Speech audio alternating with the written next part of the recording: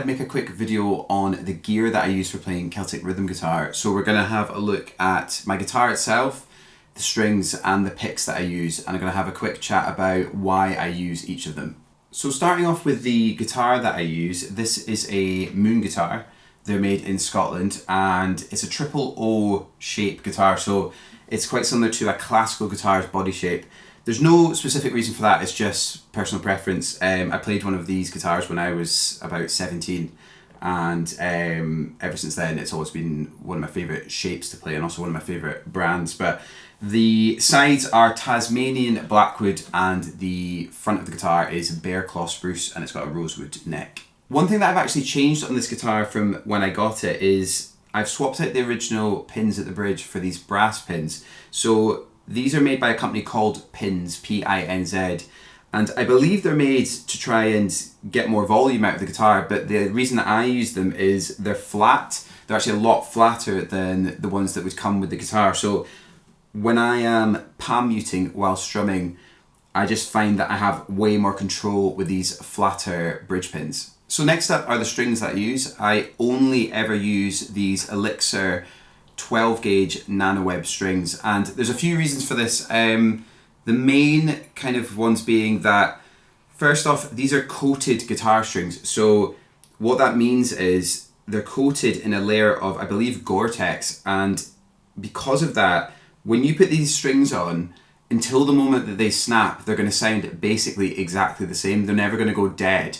And that was a big problem for me. Would be I'd find that the guitar strings would be going dead within a few days probably, and I would need to swap the strings so often. So these strings are a bit more expensive. They're about £18 a pack, I believe now, but they are definitely worth it even just for that alone. Another reason that a lot of professional players use these strings is there's very little sliding finger noise because the strings are coated. So when you run your finger along the string, it's quite minimal, the sound that comes out, compared to a non-coated set. And all that means is when you come to mix a track that you've been working on, you're not faced with this quite loud, sliding noise when you're moving your fingers up and down the neck of the guitar. So the last thing are the picks that I use, and I use Jim Dunlop Max Grip 0.73s.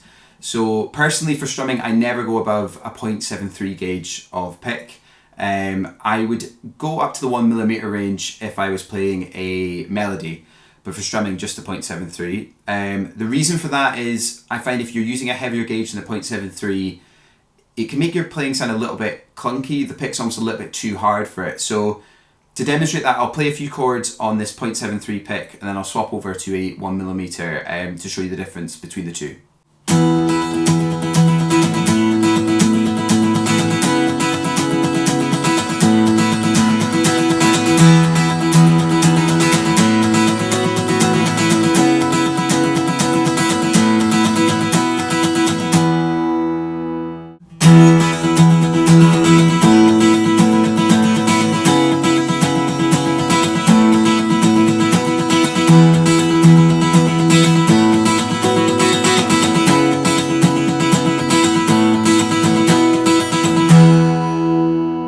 So I'm sure you can hear there's a difference there between the two picks. So I just personally find that 0.73 is a good balance between ease of use and also tone. I find that if I go below a 0.73 as well, it can start to sound a little bit thin.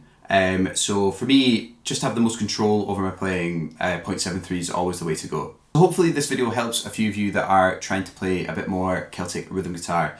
I'm looking to make more videos on Celtic rhythm guitar in general, so if there's any topics you'd like me to cover, let me know in the comments below. I hope this video has been useful and I'll see you in the next one.